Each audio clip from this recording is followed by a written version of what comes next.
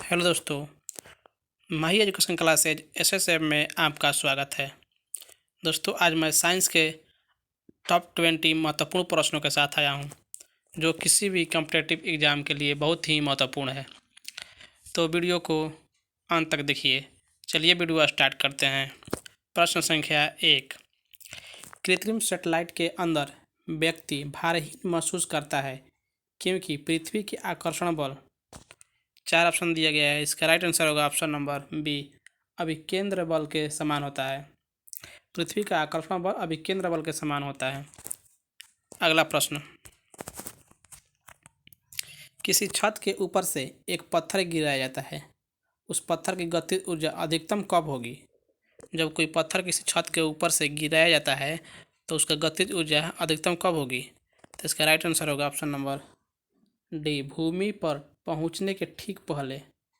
बस भूमि पर पहुंचने ही वाला है, उससे पहले ही उसकी गतिज ऊर्जा अधिकतम होगी। अगला प्रश्न, किसी वस्तु का संवेग किस पर निर्भर करता है? तो वस्तु का संवेग बराबर होता है P बराबर एम भी। एम बोले तो मात्रा और भी बोले तो वेग यानी गति। तो द्रव्यमान ये हो गया और ये हो गया गति। तो द्रव्यमान पर भी निर्भर करेगा और गति पर भी निर्भर करेगा। Option number C is the right answer. अगला प्रश्न,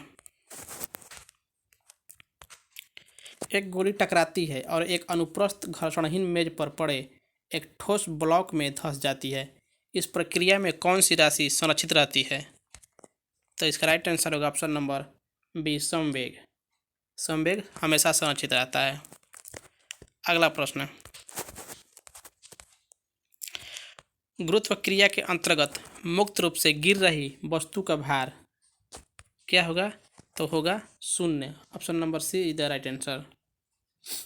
अगला प्रश्न, निम्नतम कार्य उस समय होगा जब पिंडों को चिकने रोलर पर धकेला जाए। ऑप्शन नंबर सी, चिकने रोलर पर धकेला जाए। अगला प्रश्न, किसी चलती हुई वस्तु की गति को आधा करने पर उसकी खाली स्थान है। तो किसी वस्तु की गति को आधा कर देंगे तो इसमें चारों ऑप्शन में गति ऊर्जा पूछ रहा है। तो गति ऊर्जा क्या होगा? गति ऊर्जा बराबर होता है के ई यानी काइनेटिक एनर्जी बराबर होता है half M V square. Half M V square.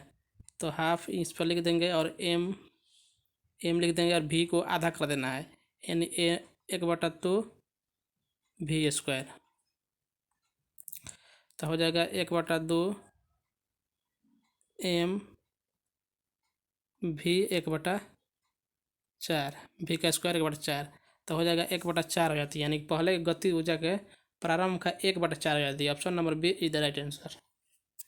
अगला प्रश्न, निम्न में से अधिक संवेग किसका है यदि सभी का गतिज ऊर्जा समान है? जब चारों ऑप्शन में सभी का गतिज ऊर्जा समान है तो संवेग किसका अधिकतम होगा? तो होगा अल्फा कण का, क्योंकि अल्फा कण का द्रव्यमान इन तीनों में सबसे अधिक है। अगला प्रश्न,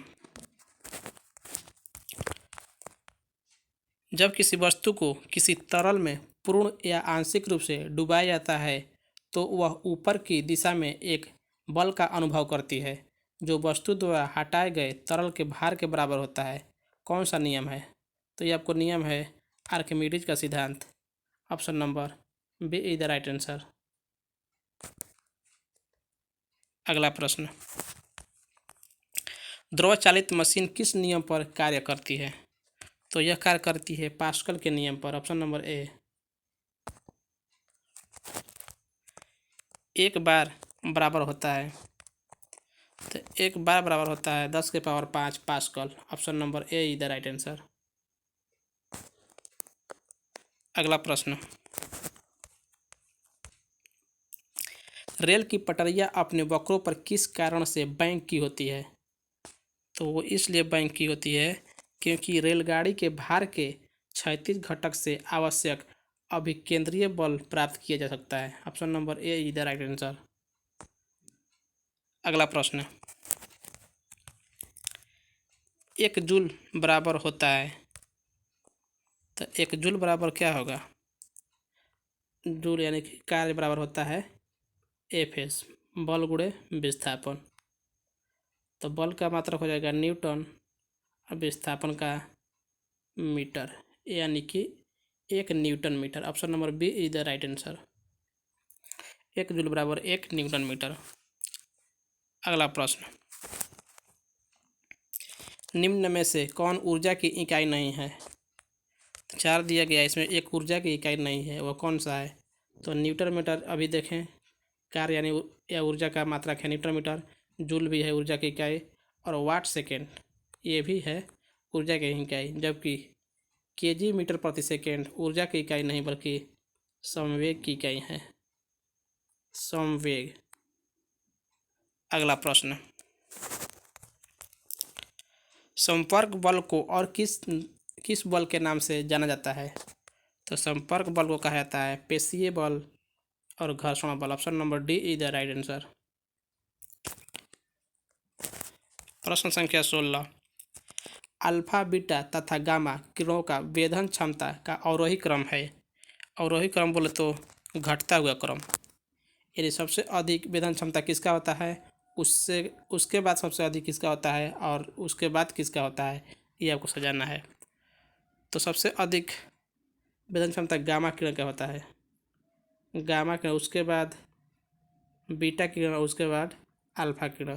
तो इन चारों ऑप्शन में है option number D, gamma beta और अल्फा। घटते क्रम सबसे अधिक गामा का होता है, सबसे बीटा का, उसके बाद बी और उसके बाद अल्फा का वेधन क्षमता सबसे अधिक होता है गामा किरण का। Option number D is the right answer. किसी व्यक्ति को मुक्त रूप से घूर्णन कर रहे घुड़ी मंच पर अपनी चाल कम करने के लिए क्या करना चाहिए। तो अपने हाथ बाहर की तरफ फैला देना चाहिए। Option number C is the right answer.